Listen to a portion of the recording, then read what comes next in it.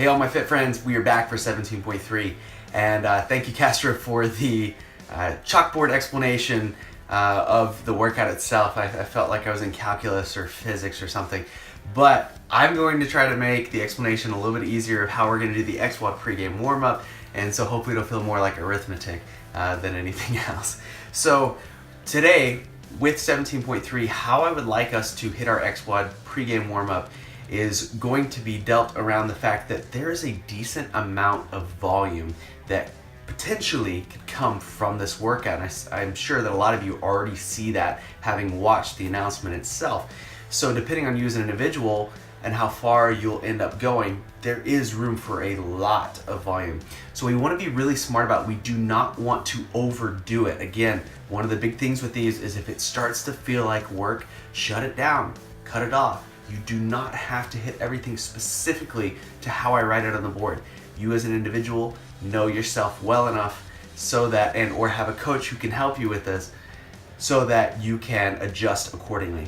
Now, with that being said, we have a big movement, a big lift, a snatch, and then we have chest to bar pull-ups. Now, for some of you, your hands are probably fried from 17.2. I get that. Be smart about the protection you're wearing. I'm a big fan of pivot grips, and with pivot grips, you can go from having protection that covers your hand and then really easily wrap around the side, and you've got your wrist protection as well. And it'll keep the wrist nice and stable. So keep that in mind. Check them out. You can get them really easily online, and they're really fast about shipping them out. But our big focus is going to be hips and shoulders. Now, we want to be able to generate a lot of hip power, both in the pull-up and the snatch. But obviously, we want to have the shoulder power too, and the shoulder control under load and when we're pulling ourselves, our own load, up and around the bar. Now, what I've put together for this one is actually going to focus more so on the stability component of the snatch itself, which is going to be the overhead squat in and out of the bottom. And then we're also going to do kneeling jumps. Now, I know in 17.1 we already did kneeling jumps. That's okay. The idea here is we are going to be recreating the power position, right, where we're using our hips again for power in the snatch, and then how quickly we're getting under it, because as it's been said, you cannot power snatch then go into the squat. So we want to have that stability and control under load, and we want to be priming our hips efficiently for that. So this is what we're looking at. So we are going to start with our overhead squat.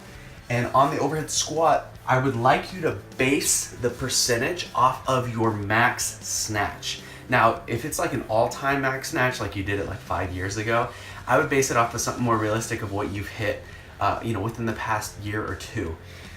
Now, we're gonna go with our sets. I'm gonna give you the option of up to 6 sets with this. Now, again, at any point in time, it feels like work, shut it down. Now, the percentage is gonna be interesting. The percentage, we're gonna get to a percentage of 75% for our overhead squat, but remember, this percentage is of your max snatch. All right, so that's what we're looking at for our overhead squat piece. Up to 6 sets, 75% of a max snatch. Now, our explosive movement, as I mentioned earlier, is going to be our kneeling jumps.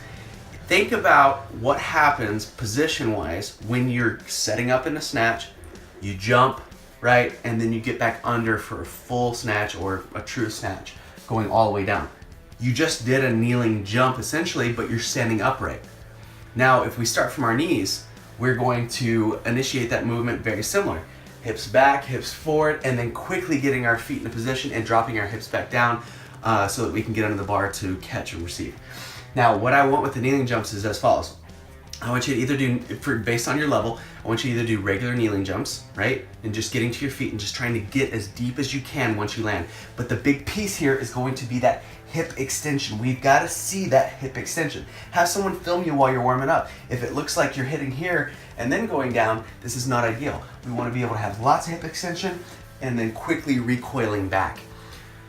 Now, you also have the option of actually using PVC or a very light bar and snatching, doing a kneeling snatch. But ideally, because of the quickness of getting under the bar and the power output that's required for this workout, if you can, I want you to do a kneeling jump for height. So kneeling jump to plates, right? You can start with 10s, the thin 10s, go to 15s, go to 25s. For those of you that are very efficient, you can work your way up to 45s, multiple stacked. That is up to you. But I want you to have a 2 height and a 1 height. So what we're looking at is, I'm gonna put KJ for our kneeling jumps. We've got our 2, 1, 2, 1, 2, 1, right? Now our 2s, I want the height to be manageable, meaning you know that you can hit that height or non-height for 2 reps. Now if you're using, if you're gonna use a bar and do snatch variation, then start with PVC, then maybe go to a light bar for your single rep, right? Just vary it as you're going through and be smart about it. Now for our single, what I would like is for it to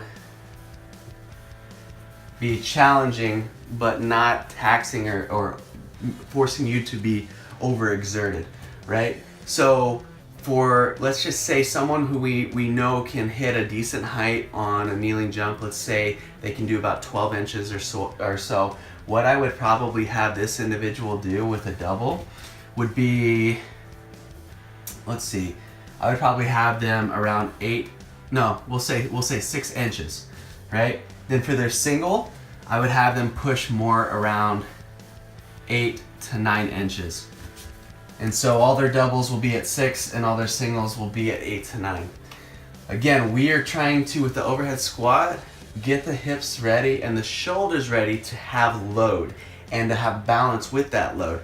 That's why the percentage of the max snatch for the overhead squat is at 75%. A bit more challenging. If you can't hit 75%, that's okay.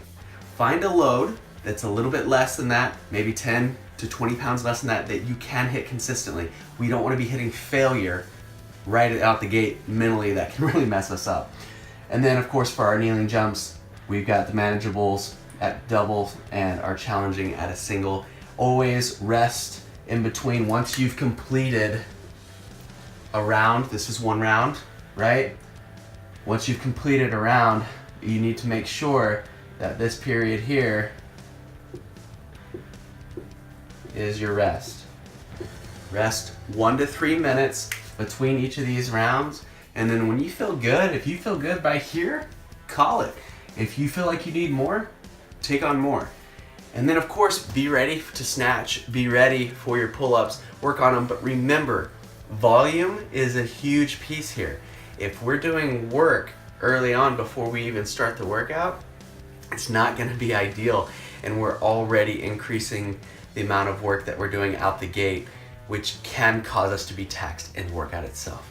All right, my friends, good luck on 17.3. Be smart with the hands, be smart with warming up your hips and your shoulders, and we really hope that you crush this one. Good luck to you all, and we will see you for 17.4. Peace!